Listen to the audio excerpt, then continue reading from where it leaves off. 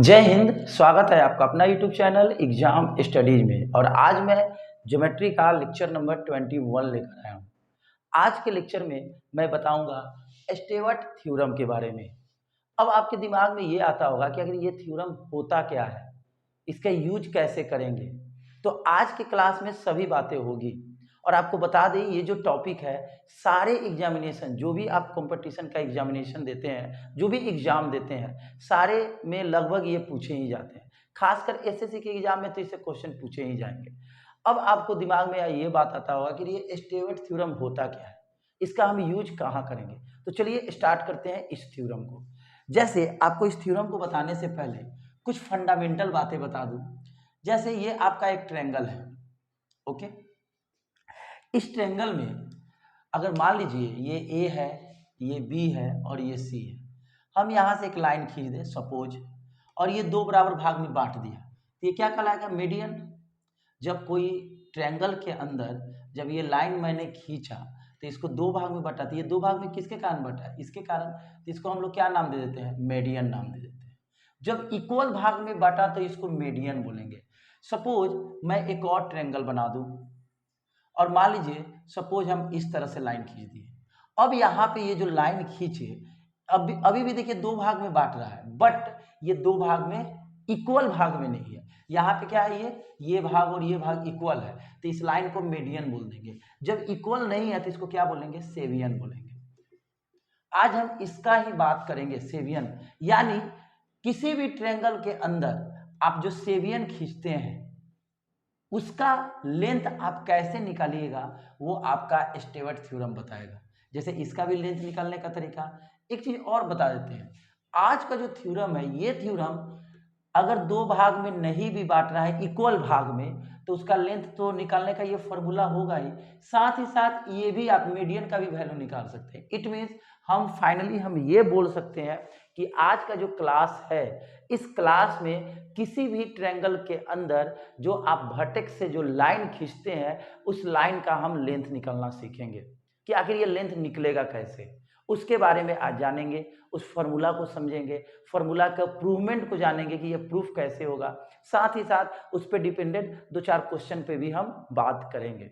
तो आज का क्लास काफी बेहतरीन होने वाला है। आप बढ़ा बढ़ा कर इट मीन स्किप कर करके नहीं देखेंगे, अगर देखेंगे तो समझ में नहीं आएगा। तो चलिए हम अपने टॉपिक पे आते हैं, स्टेवर्ट थ्योरम पे। ओके, अब देखिए स्टेवर्ट थ्योरम बताने के लिए आपको हम जो यूज करेंगे वो कोसाइन फार्मूला का यूज करेंगे। और आपको कोसाइन फार्मूला पहले ही बता चुके हैं लेक्चर नंबर 20 में। इसलिए आप अगर इस लेक्चर को देख रहे हैं तो इस लेक्चर को देखने से पहले आप क्या करेंगे? 20 नंबर जो लेक्चर है वो जरूर देखेंगे, क्योंकि मेरे यूट्यूब चैनल पे अवेलेबल है, सारे वीडियो अवेलेबल है और आप फ्री कॉस्ट है। इसमें आपको ज़्यादा कुछ जाएगा नहीं, सिर्फ नेट जो भी खर्च हो रहे हैं वो आपका उसमें मतलब जो नेट यूज होगा वही उतना यूज करना है, बाकी जिसमें खर्च नहीं है। तो इस टॉपिक को देखने से पहले आप लेक्चर नंबर 20 को जरूर देखेंगे। तो चलिए स्टार्ट करते हैं। जैसे सपोज मैंने एक ट्रायंगल बना दिया, ओके। यहाँ पे मैंने एक ट्रायंगल बना दिया ABC। आपको पहले से पता है कि अगर ये एंगल A है तो ये आपका A होगा, ओके। अगर ये B होगा, ये B एंगल है तो यहाँ पे ये क्या हो जाएगा? B। अगर ये एंगल C है तो ये वाला क्या हो जाएगा? C, okay. अब क्या करते हैं, इसके अंदर मैंने एक लाइन खींच दिया। इस लाइन को हम क्या नाम दे दिए? सेवियन, क्योंकि ये दो इक्वल भाग में नहीं बांट रहा है। मान लीजिए T यानी BD और DC इक्वल भाग नहीं है। अगर इक्वल भाग होता तो ये मीडियन होता। अब ये दो भाग हुआ तो इस भाग का कुछ ना कुछ लेंथ होगा, इसको हम M मान लेते हैं। ये कुछ ना कुछ भाग लेंथ होगा तो इसको N मान लेते हैं। अब ये वाला डिस्टेंस निकलना है, तो इस डिस्टेंस का जो वैल्यू है इसको हम क्या मान लेते हैं? X मान लेते हैं। अब मुझे इसी का वैल्यू निकालना है। अब इसका वैल्यू कैसे निकलेगा, इसी बात को हम यहाँ पे बताने जा रहे हैं। पहले फॉर्मूला प्रूवमेंट करेंगे, प्रूफ करेंगे, उसके बाद इस पे क्वेश्चन का चर्चा करेंगे। अब देखिए, अगर आप AD का लेंथ निकालना चाहते हैं यानी X का लेंथ, तो इसका फॉर्मूला होता है x² A into C² N plus B² M minus MNA। यही फॉर्मूला है दोस्तों, बस इतना ही। अब ये फॉर्मूला आया कहाँ से, इसी को मुझे प्रूफ करना है। अब कहिएगा सर ये कैसे आप लिखे, तो देखिए कैसे लिखने का, हम फॉर्मूला को प्रूफ करेंगे, पहले ये फॉर्मूला लिखे कैसे हैं उसको समझिए। मुझे निकालना किसका है वैल्यू, इसका, ये क्या है x है, इसको a स्क्वायर कर दीजिए। अब ये जो साइड आया है कहाँ से आया है, इसके सामने, ये a एंगल है ना यहाँ से, तो इसके सामने वाला साइड क्या है a, तो इसमें a से मल्टीप्लाई कर दीजिए। अब बचा ये भुजा का काम खत्म, ये दो भुजा बचा। अब इसको पकड़िए और इसका स्क्वायर में इसका दूर वाला भाग से मल्टीप्लाई कीजिए, फिर इसको पकड़िए, इसके स्क्वायर में इससे दूर जो है उससे मल्टीप्लाई कीजिए, फिर माइनस इन दोनों के इंटू में इससे इंटू कर दीजिए। अगर मान लीजिए यही इधर से खींचते, सपोज इधर से ऐसे, तो अब क्या होता, b यहाँ पे हो जाता, जैसे यहाँ a है तो यहाँ पे क्या हो जाता, b हो जाता। तो चलिए अब इस बात को हम प्रूफ करते हैं कि कैसे ये फॉर्मूला आएगा। अब जरा ध्यान दीजिए, अगर ये एक लाइन है तो ये पूरा 180 का एंगल बनता है, अगर ये थीटा है तो ये कितना हो जाएगा 180 माइनस थीटा। ओके, अब चलिए इधर हम प्रूफ करते हैं।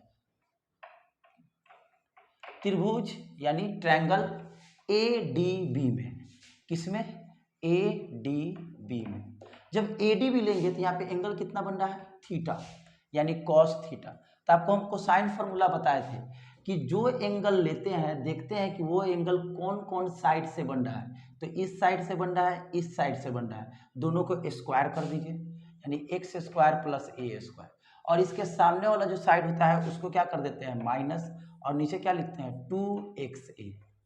ओके, अब हम यहां से बात करें कि सी स्क्वायर का वैल्यू निकालिए, तो सी स्क्वायर का वैल्यू क्या होगा, ये माइनस इधर प्लस होगा और ये इंटू होकर प्लस वाला क्या हो जाएगा माइनस।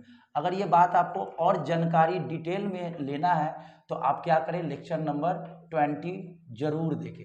ये इक्वेशन क्या हो गया फर्स्ट। इसी प्रकार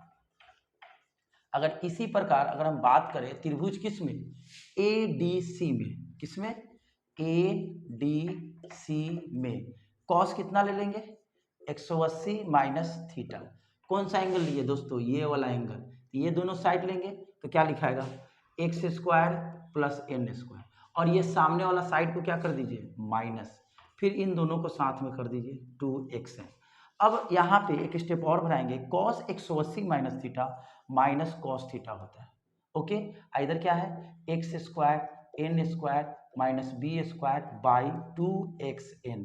अब हम कहें कि यहाँ से बी स्क्वायर का वैल्यू निकालिए, तो ये इंटू होगा माइनस में, उधर जाएगा तो क्या हो जाएगा प्लस में, यानी x square n square plus 2xn cos theta.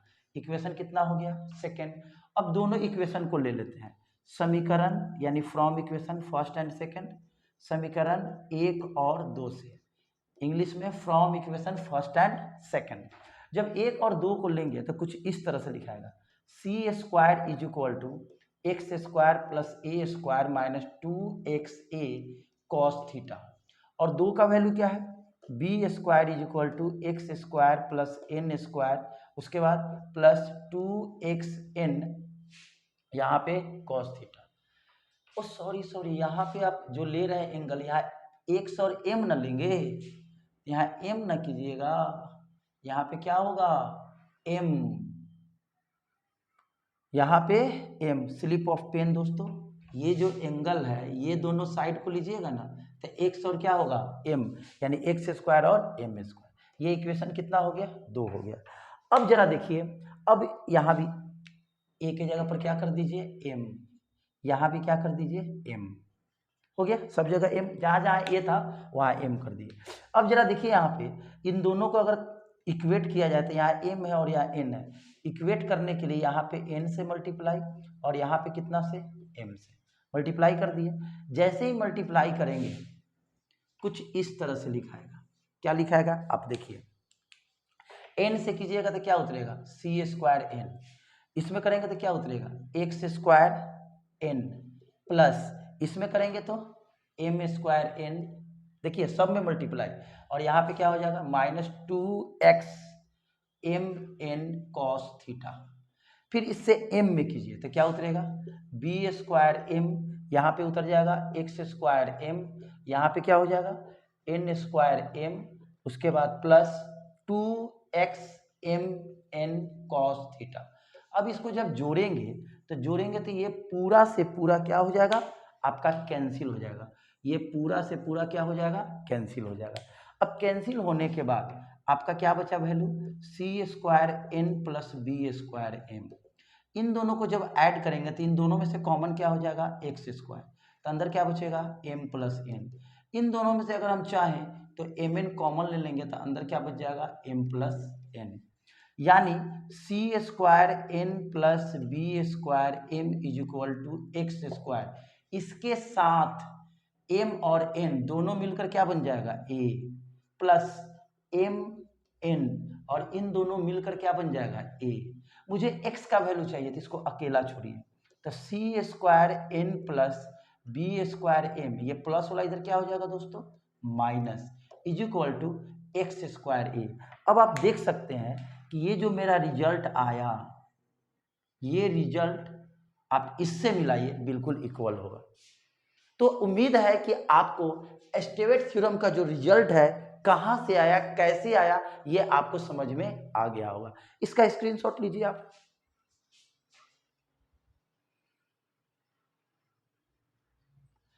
अब देखिए इस पे हम एक क्वेश्चन बताएंगे। अब देखिए अगर आपको एक बार में समझ में नहीं आए, वीडियो को बार बार बैक कर करके आप बिल्कुल देखिए, आपको समझ में आएगा। अब इस पर मैं एक क्वेश्चन बताने जा रहा हूं और देखिएगा आप लोग कितना जल्दी क्वेश्चन को हम सॉल्व कर रहे हैं। ओके, चलिए हम एक क्वेश्चन बताते हैं।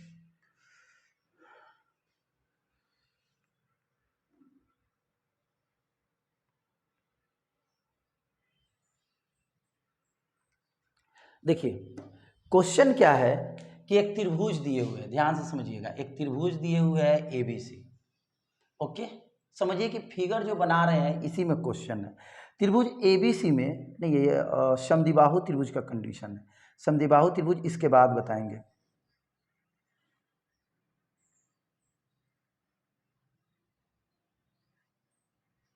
हाँ, एक त्रिभुज एबीसी में है, इस AB का वैल्यू 6 दिए हुए हैं।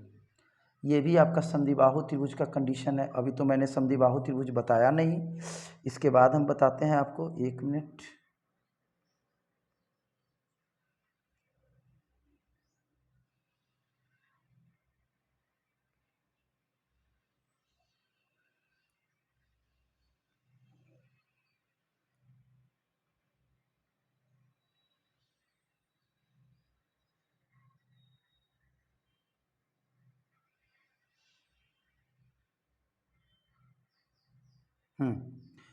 एक त्रिभुज एबीसी है, उसमें AB का वैल्यू 5 दिए हुए है। कितने दिए हुए दोस्तों, 5। और AC का वैल्यू कितने दिए हुए हैं, 6। और D BC पर कोई बिंदु है, मान लीजिए हम यहाँ पे मिला दिए, D क्या है, BC पे कोई बिंदु है। और BD का वैल्यू दिया है 3, और इस जो BD का और पूरे BC का वैल्यू कितने दिए हुए हैं, 7। सब सेंटीमीटर में है, किसमें है, सेंटीमीटर में। ओके, तो क्वेश्चन में कह रहा है इस AD का लंबाई निकालें। ध्यान से समझिएगा, क्वेश्चन क्या कह रहा है कि किसी ट्रायंगल में AB का वैल्यू 5 है, AC का वैल्यू 6 है और BC का वैल्यू 7 है और इसका वैल्यू 3 है, तो इस AD का वैल्यू निकालें। अब जरा देखिए, ये AD क्या है, सेवियन है, क्योंकि इसको दो भाग में बांट रहा है, इक्वल भाग में बांटता तो इसको क्या बोल देते, मीडियन बोल देते। अब ये 3 है तो ये पूरा 7 है, 7 में से 3 जाएगा, ये क्या बच जाएगा, 4। अब देखिए 3, 4, 6, 5 और 7, अब इसके मदद से देखिए तो मुझे AD चाहिए, यही ना, इसको क्या माने हैं, x। अब जरा देखिए इसको कैसे बनाएंगे, इसका स्क्वायर, मान लीजिए मुझे फॉर्मूला भी याद नहीं है, बस टेक्निक याद है। देखिए कैसे बनाएंगे, इसका वैल्यू निकलना है, इसको स्क्वायर कीजिए और इसमें इंटू किससे करते हैं, तो इसके सामने वाला साइड से कर दिए। फिर इधर वाला साइड पकड़िए, इसको स्क्वायर कीजिए और इसमें मल्टीप्लाई इससे कीजिए। फिर जोड़, इसको पकड़िए और इसका दूर वाला कौन है, 3, तो 3 से मल्टीप्लाई, फिर माइनस, इसको इसको और इसको इंटू में कर दीजिए, कर दिए, सेट हो गया। अब यहां से देखिए 7AD square is equal to, ये कितना हो जाएगा 100, ये कितना हो जाएगा 108 और ये कितना हो जाएगा 84। तो यहाँ हो जाएगा 7AD स्क्वायर 208 माइनस 84, यानी 7AD² इज इक्वल टू कितना हो जाएगा 4 124। अब यहाँ से AD² निकालिएगा 124/7, तो AD² निकालिएगा, स्क्वायर वाला क्या चढ़ जाएगा रूट में। आप अगर 124 का फैक्टर कीजिएगा तो कुछ इस तरह से लिखाएगा 2 6 जा 2 2 जा, फिर 2 से 31, यानी इसको हम क्या लिख सकते हैं 2 × 2 × 31 बाई रूट 7। दोनों पे रूट आ गया, 2 2 के बदला एक 2 निकल जाएगा, अंदर 31 बाई रूट 7 सेंटीमीटर। यही आपका आंसर हुआ। तो आप समझ सकते हैं कि ये फॉर्मूला को हम कैसे लाएं, कैसे। अगर मान लीजिए देखिए आपको जो एग्जामिनेशन में प्रूवमेंट तो नहीं पूछेगा, ओनली फॉर्मूला से रिलेटेड क्वेश्चन पूछेगा। प्रूवमेंट सिर्फ आपको कंसेप्ट क्लियर करने के लिए बताया जा रहा है। अब ये रहा फार्मूला, इतना बड़ा फार्मूला कैसे याद करेंगे, तो फिर से हम बता रहे हैं जिसका वैल्यू निकलना है उसके सामने का साइड से इंटू कर दीजिए, उसका स्क्वायर करके। फिर अगर इधर वाला साइड ले रहे हैं तो इधर वाला पकड़ेंगे, इधर वाला साइड लेंगे तो इसको पकड़ेंगे, फिर सबको क्या कर देंगे माइनस कर देंगे। आई बात समझ में? इसको लिखिए तो हम आगे बताते हैं। चलिए आगे हम लोग अब चलते हैं।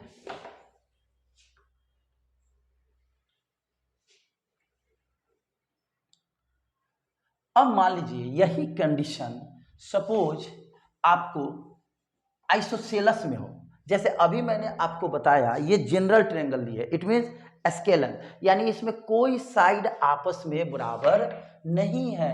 अगर बराबर हो जाए एक साइड, यानी एक साइड मतलब क्या, दो साइड इधर से, मतलब कोई भी ट्रायंगल का एक एक साइड बराबर हो जाए, यानी जिस ट्रायंगल का दो साइड इक्वल होता है उसको हम लोग समद्विबाहु कहते हैं। It means isosceles triangle. यानी अब हम बताने जा रहे हैं आइसोसेलस ट्रायंगल में, यानी समद्विबाहु त्रिभुज में।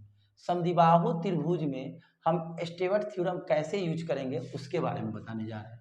जैसे मान लीजिए ये एक ट्रायंगल है जो आइसोसेलस ट्रायंगल है। कौन सा ट्रायंगल? आइसोसेलस ट्रायंगल है, ठीक है। अब जब आइसोसेलस ट्रायंगल है तो इसका दो साइड बराबर होगा। मान लीजिए ये तो आप जानते हैं कि ये ए है तो इसके सामने वाला साइड ए है, ये अगर सी है तो ये क्या है आपका सी है, अगर ये बी है तो ये सामने वाला क्या है बी। सपोज ये दोनों आपस में क्या है बराबर है। अगर ये बराबर है तो इसमें एक मिनट मार्कर ले लें हम। हाँ, इसमें अगर हम चाहें कि जैसे मान लीजिए आइसोसेलस ट्रायंगल है, इन दोनों में ये सपोज कीजिए साइड बराबर है, यानी मान लीजिए यहाँ पे बी बराबर सी है। आपको समझाने के लिए कोई भी दो साइड, इधर वाला भी ले सकते हैं इधर वाला भी ले सकते हैं। अब इसमें अगर मान लीजिए दो साइड बराबर है और यहाँ से एक सेवियन डाल दिया डी पर, अब एडी का वैल्यू निकलना है तो करना कुछ नहीं है, जैसे हम पहले बताए वही तरीका। लेकिन उससे पहले आपसे को हम एक बात बता दें कि जब ये समद्विबाहु त्रिभुज है, पहला बात ये है जब डी मिला तो ये वैल्यू कितना होगा m और ये वैल्यू n। तो आपको पता है जब हम सेंटर का क्लास लिए थे तो उसमें बताए थे। अगर नहीं भी आप पढ़े होंगे, मेरा लेक्चर नहीं देखे होंगे तो ये तो बहुत ही इजी चीज़ है, आप बचपन में भी पढ़े होंगे कि समद्विबाहु त्रिभुज है। अगर इसके सामने से हम ये सेवियन खींचे और ये दो भाग में हो गया तो इन दोनों का जो रेशियो होगा, इन दोनों के रेशियो के क्या होगा इक्वल होगा। इट मीन्स हम यहाँ पे अगर क्रॉस मल्टीप्लीकेशन करें तो क्या हो सकता है एम बी बराबर एन सी कर सकते हैं, बिल्कुल कर सकते हैं। अब इसका हम यूज करेंगे। अब आइए, अभी मैंने सिखाया कि अगर किसी का भी लेंथ निकलना, इसको हम क्या मान लेते हैं एक्स मान लेते हैं, एक्स ही माने हैं।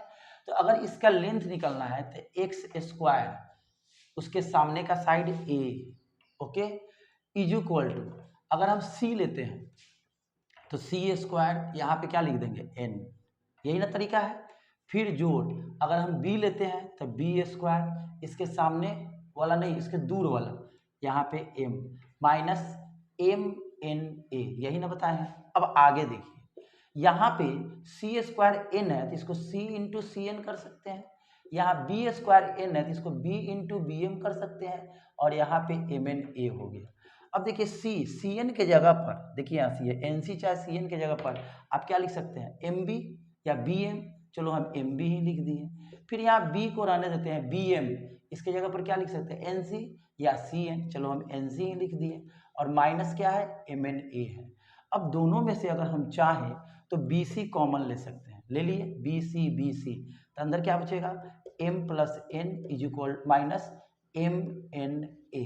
ओके, अब इन दोनों में देखिए, इसमें m प्लस n, इसके जगह पर क्या लिख देंगे a, तो b c a minus M N a. अब ये सब किसका वैल्यू है, x square a, x square a, x square a, x square ए। अब क्या करते हैं, सब में से यानी इन दोनों में से हम a कॉमन ले सकते हैं दोस्तों, तो क्या बचेगा b c minus M n, ये कट जाएगा, यानी एक्स स्क्वायर का वैल्यू क्या आया b c minus M n. ये आपका रिजल्ट है। अब जरा देखिए, चूंकि ये दोनों भुजा आपस में क्या है, दोनों साइड आपस में बराबर है, तो b के जगह पर c कर दीजिए, चाहे c के जगह पर b कर दीजिए, तो एक्स स्क्वायर बराबर b, अगर हम c के जगह पर b कर दें तो क्या रिजल्ट आएगा, x square is equal to b square m n. एक ये भी रिजल्ट हो गया। अगर हम c के जगह पर b कर दें, सॉरी हाँ b के जगह पर c कर दें, तो क्या हो जाएगा सी स्क्वायर माइनस एम एन। यानी ये फॉर्मूला कब लगाएंगे सेवियन के लिए, हम सेवियन का लेंथ सीख रहे हैं कब, जब आपका समद्विबाहु त्रिभुज दिया हो आइसोसेलेस ट्रायंगल में। अब इस पे क्वेश्चन कैसा आएगा हम ये भी बताएंगे, पहले इसको लिखिए।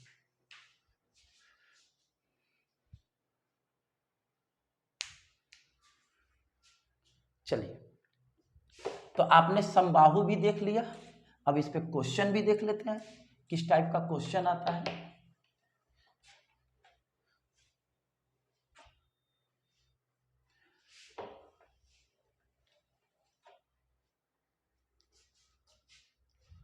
जैसे मैं एक क्वेश्चन बताने जा रहा हूं जो समद्विबाहु त्रिभुज पर डिपेंडेड होगा। जैसे यहाँ पे एक क्वेश्चन दिया है कि त्रिभुज ए बी सी में, मान लीजिए एक त्रिभुज है,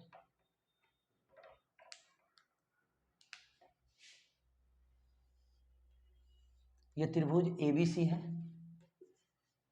एबीसी में ए बी बराबर ए सी, ये दोनों भुजा आपस में बराबर दिए हुए हैं, और ए बी का वैल्यू दिया है 9। इट मीन्स अगर ये 9 सेमी है तो ये भी कितना है 9 सेमी। ओके, फिर बी सी पर एक बिंदु है, कौन सा बिंदु डी, क्वेश्चन में कह रहे हैं कि डी बी सी पे कोई बिंदु है, मान लो हम यहाँ पे एक बिंदु डी मान लिए डी बी सी पर एक बिंदु है, यदि बी डी बराबर 5, इसका वैल्यू क्या दिया है 5 दिए हुए हैं, और ए बी का वैल्यू तो 9 पहले ही दिया है, ए डी का वैल्यू 6 दिया है। ये आपका सेवियन का लेंथ दे दिए हुए हैं, ध्यान से समझिएगा, इस सेवियन का क्या दे दिया है लेंथ दे दिया है, लेंथ निकालना नहीं, तो इसका लंबाई पूछ रहा है, इसका आपका ये भी निकालने के लिए कह सकता है, या अगर ये दोनों दिया रहेगा तो ये निकालने के लिए कहेगा। अब सपोज मुझे इसका वैल्यू निकालना है तो इसको हम x मान लेते हैं। अब देखिए कैसे निकलेगा, तो ध्यान दें, ये आपका वैल्यू दिया है, एक और बात है यहाँ पे AD 6 दिया है ना, हाँ 9 सेमी, ये भी तो वैल्यू मालूम होना चाहिए, तो ये पर वैल्यू यहाँ पे क्या हो जाएगा 5 प्लस x होगा कि नहीं होगा, बिल्कुल होगा। लेकिन एक और बात है कि जब ये समद्विबाहु त्रिभुज है, तो अभी आपको मैंने बताया कि समद्विबाहु त्रिभुज का रिजल्ट निकालना हो, अगर सेवियन का वैल्यू निकालना हो, तो इन दोनों का क्या करते हैं आप इनटू करते हैं, यानी अभी अब थोड़ा देर पहले बताया एक्स स्क्वायर बराबर b square minus M n, और एक्स स्क्वायर बराबर c square minus M n. आप बी मानिए या सी मानिए, ये आपका b है, ये आपका c है, दोनों आपस में इक्वल है, तो यहाँ लिख सकते हैं AD स्क्वायर बराबर क्या लिख सकते हैं 9 इंटू 9 माइनस 5 इंटू एक्स। इसका जरूरत भी नहीं है ऐड करना।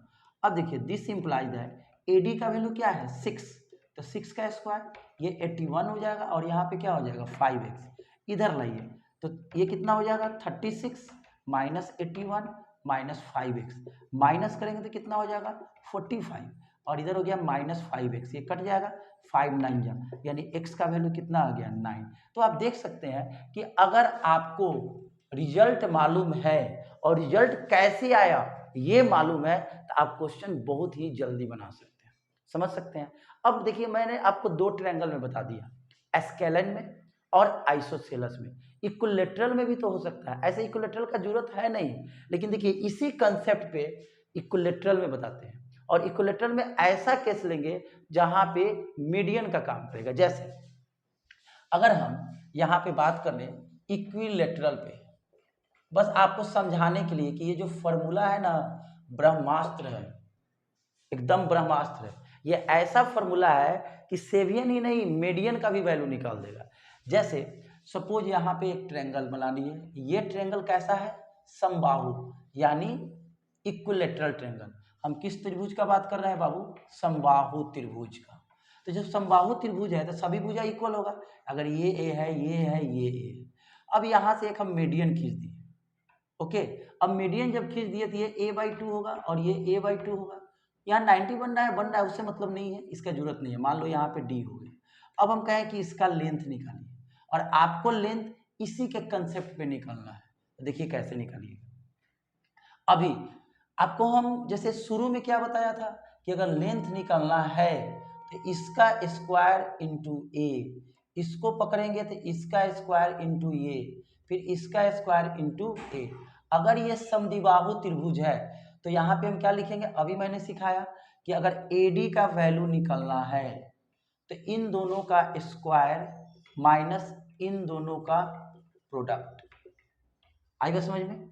अब जरा देखिए, this simplify that AD square बराबर ये A square minus A square by कितना 4, इसका एलसीएम कितना होगा 4, तो 4a square minus A square क्या बचेगा 3a स्क्वायर बाई 4। स्क्वायर वाला क्या चढ़ जाएगा रूट में, 3a स्क्वायर बाई 4। अब 3 का तो स्क्वायर रूट होता नहीं है, 4 का तो होता है 2 और 2a के बदला a। अब बताइए, जब हम समबाहु त्रिभुज पढ़ाए थे, जब सेंटर का चर्चा कर रहे थे, सेंटर जब पढ़ा रहे थे तो वहाँ पे हम समबाहु त्रिभुज में इस मीडियन का फॉर्मूला हम निकाले थे कि अगर किसी समबाहु त्रिभुज का मीडियन निकालना हो तो ये फॉर्मूला होता है। आज देखिए स्टेवर्ट थ्योरम के मदद से भी वही रिजल्ट आया। इट मीन्स अगर आप ये तरीका समझ गए स्टेवर्ट थ्योरम का जो अभी शुरू में बताया है, किसी भी ट्रायंगल में अगर वो आप तरीका समझ गए हैं तो आपको मीडियन हो सेवियन हो कोई भी ट्रायंगल के अंदर निकालना है तो आप उसको आसानी से निकाल सकते हैं। तब आपके माइंड में एक बात आता होगा, जब इतना इजी जब था तो वो हम क्यों बताएं, क्योंकि आपके सिलेबस में है। सपोज ये तरीका किसी को पसंद ना आए तो उस तरीका से बनाएंगे, उस तरीका से पसंद ना आए तो इस तरीका से बनाएंगे। उम्मीद है कि मेरी बातों को आप समझ रहे होंगे। चलिए स्क्रीनशॉट लीजिए।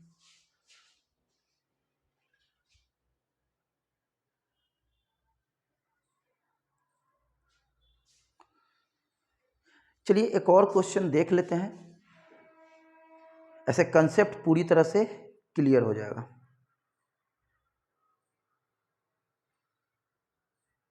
देखिए मिटाते हैं।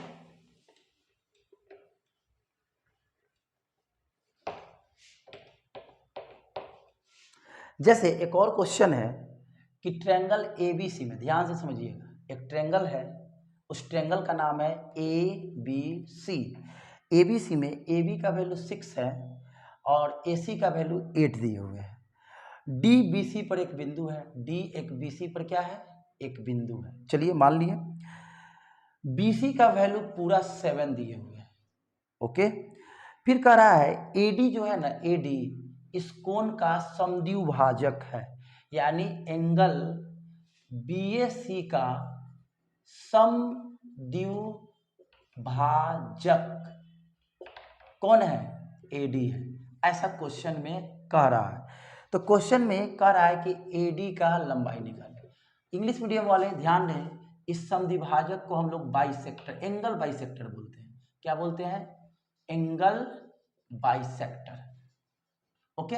अब जरा देखिए, तो आपको हम बताया है कि कोई भी सेवियन का वैल्यू निकालना हो तो मुझे ये दोनों तो वैल्यू अवश्य चाहिए, अगर ये नहीं आएगा तो वैल्यू निकलेगा नहीं। तो ये वैल्यू कैसे निकलेगा समझिए, 6 है और 8 है, अगर इन दोनों का रेशियो निकालते हैं तो 2 3 जा 2 4 जा, यानी इसका रेशियो क्या आ गया 3:4। जब ये 3:4 में है तो 7 को भी 3:4 करेंगे तो ये 3 हो जाएगा और ये क्या हो जाएगा 4 हो जाएगा। अब देखिए, अब हम कहें कि AD का वैल्यू निकालिए, तो क्या सिखाएं, AD स्क्वायर इसके सामने वाला साइड से इंटू कर दो तो 7। फिर मैंने क्या बताया, इस साइड को पकड़ेंगे और स्क्वायर करके इसमें इंटू करेंगे, कर दिए। फिर इस साइड को स्क्वायर करके हम इंटू किस में करेंगे, इसमें करेंगे, और माइनस इस सब को इंटू कर देंगे। 3 4 7 हो गया, वैल्यू निकल गया, बहुत ईजी है। तो यहाँ से हो जाएगा 7AD स्क्वायर, ये 6 का स्क्वायर 36 और 36 में 4 से मल्टीप्लाई करेंगे 144, 8 का स्क्वायर 64, 64 में 3 से करेंगे तो आपका 192 और यहाँ पे कितना होगा 84। यहाँ से 7AD स्क्वायर ऐड कीजिए 4 2 6, 9 4 13, 1 बचेगा, 1 1 2 1 3, फिर से देखिए 4 2 6, 9 4 13 3 1, 1 1 2 1 3 माइनस 84, माइनस कीजिए 6 में से 4 गया 2, 13 में से 8 जाएगा 5 और यहाँ पे क्या बच गया 13 में से 2, 252 बचेगा। अब ये तो काटिए तो कटेगा, बिल्कुल कटेगा, 17 21 सच्छक 42, स्क्वायर वाला क्या चल जाएगा दोस्तों रूट और 36 का वर्गमूल क्या होगा 6। आप समझ सकते हैं कि अगर आपका आज मैंने स्टीवर्ट थ्योरम जो बताया, अगर आप इसको क्लियर समझ गए हैं तो इस पे डिपेंडेड आप कोई भी क्वेश्चन बना सकते हैं। तो उम्मीद है कि आज का क्लास आपको पसंद आया होगा। अगर पसंद आए तो लाइक कीजिए, दोस्तों में शेयर कीजिए। अगर कोई कॉम्पिटिटिव एग्जाम का तैयारी कर रहे हैं उनको भी इस लिंक को शेयर कीजिए। अगर कोई बच्चे अभी एकेडमिक क्लास में पढ़ रहे हैं, 11th हो 12 हो 9 हो 10 हो, उनको पढ़ने का अगर शौक है तो ऐसे ऐसे वीडियो उनको दीजिए देखने को, बताइए कि यहाँ पे आपको क्या क्या मिलने वाला है। रीज़न क्या है कि मैं कोई भी क्वेश्चन बता रहा हूँ शॉर्टकट नहीं बता रहा हूँ, सारे क्वेश्चन पे हम कंसेप्ट, किस कंसेप्ट पे बन रहा है, कहाँ से फॉर्मूला आया, उसको बता रहे हैं। तो ये सारी क्लास के लिए इम्पोर्टेंट है, ऐसा नहीं है कि सिर्फ कंपटीशन के जो बच्चे हैं उनको ही हेल्प करेगा। तो चलिए मिलते हैं नेक्स्ट वीडियो में, तब तक के लिए नमस्कार।